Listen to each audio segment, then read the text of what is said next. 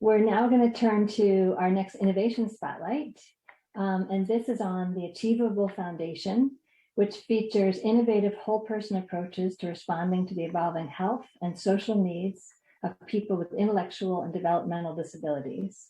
Our speaker is Carmen Ibarra, who's the Chief Executive Officer for the Achievable Foundation, and she'll be providing a brief presentation on the innovative whole person approaches that the Achievable Foundation employs to respond to the evolving health and social needs of people with intellectual and developmental disabilities, which I just said. And thank you so much for joining us. Good afternoon. It's my pleasure and honor to be here today to speak to you about the Achievable Foundation's Health Center, or as I like to call it, the little engine that could. My fam referenced earlier today about having a big vision turned into action, and that would be the focus today. And I'd like to say that our board at Achievable actually did that. If you look at this tagline here of Aspire, Achieve, and Inspire, it really captures the essence of what drove those that were involved in the creation of Achievable's Health Center. And so what happened was that in 2008, our board underwent a strategic planning process that truly led to a transformation of our mission and services. The decision was made to turn away from being a fundraising arm for another nonprofit to really addressing the largest unmet need for people with intellectual and developmental disabilities. And in so doing, creating a community health center. And so our mission and our vision really got changed. As you can see there, our vision is really to change the face of healthcare for people with developmental disabilities. And our mission is one of providing high quality integrated healthcare to individuals with intellectual and developmental disabilities, their families, and other vulnerable populations. We see our work and our mission in three parts of achieving that. And so one is through providing the direct services of healthcare.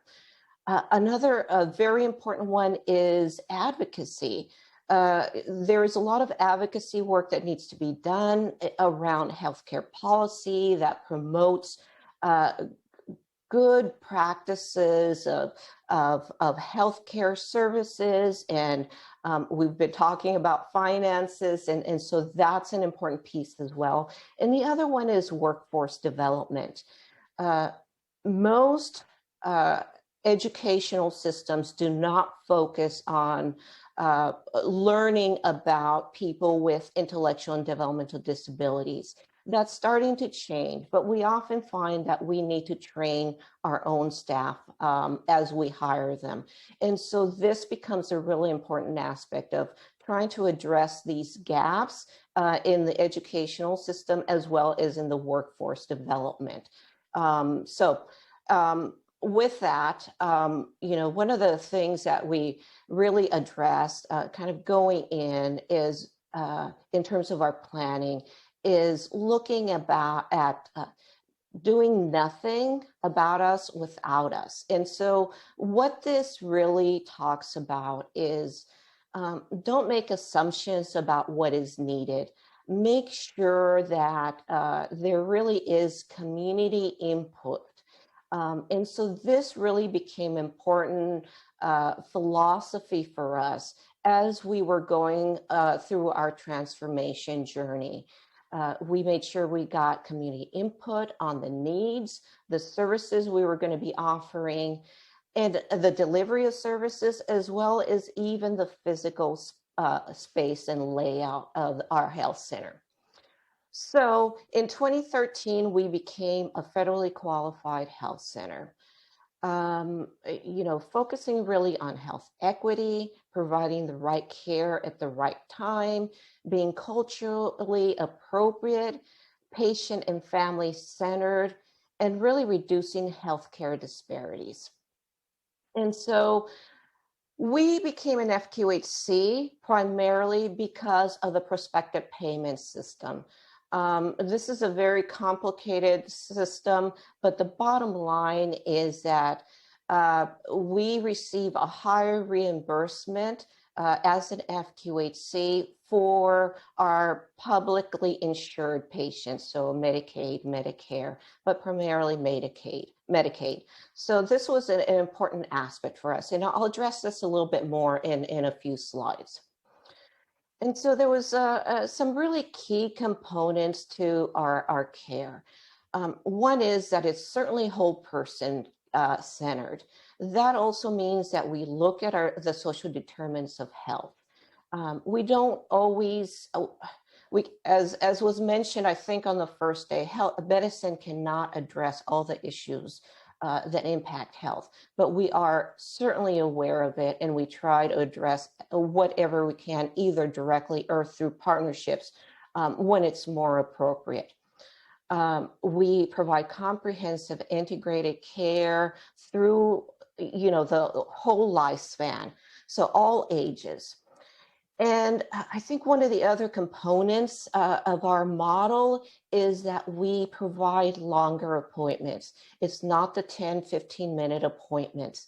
It's often 40 minutes, and sometimes it's even longer because we're really trying to address the unique needs of these patients that we're working with. And we understand that also other vulnerable patients that we serve, even though they don't have a developmental disability, require more time than what you can address in a 10 or 15-minute appointment. And another important thing, I'm skipping over some things, but I think one of the other important things of our model is that we are housed and have a very strong relationship with the West Side Regional Center, which is one of 21 regional centers in the state of California. Regional centers are basically nonprofits that contract with the Department of Developmental Services to coordinate services for those with intellectual and developmental disabilities. And so who we serve besides those that have a developmental disability or are considered vulnerable populations is that we serve approximately 2,000 patients. So we are right now a small health center, probably one of the smallest FQHCs in Los Angeles County. The majority are adults, and the majority are between 25 and 35 years of age. And then 60% of them live in poverty, with an additional 13% being low income. Low income is, for a family of 4, is about $53,000. We also suspect that actually that is a much larger percentage. We just have a number that have declined to provide this information to us, but we do suspect that the rate of poverty in low-income patients is higher than what I'm showing here. And as I mentioned, I think that well, actually 30 to 35% of our patients have a developmental disability.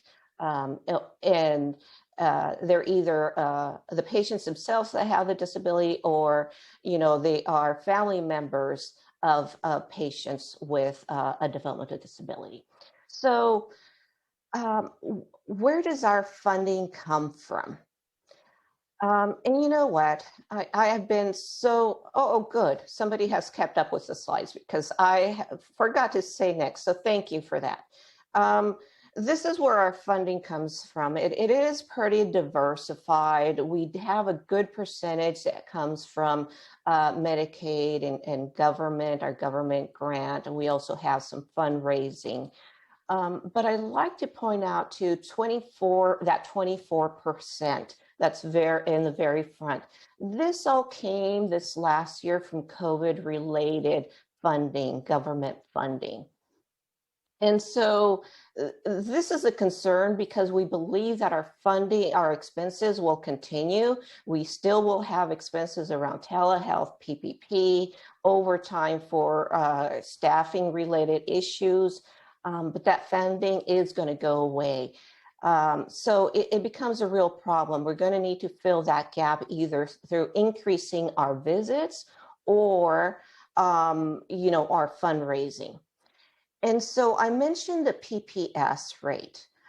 This was, I think, critical to our success in creating the model that we have, but it's not a perfect system. It's far from perfect. And in fact, it is based on visits. You can become whole if you increase, in essence, your visits. Well, I did say that our patients have longer visits because that's what serves them the best.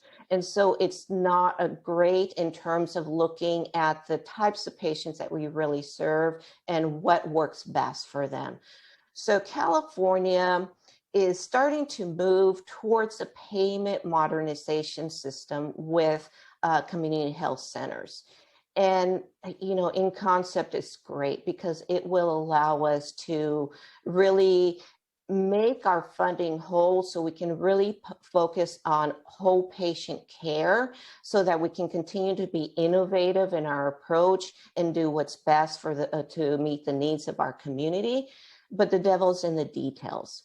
And we're not sure ultimately how this will play out and if it really will benefit our community.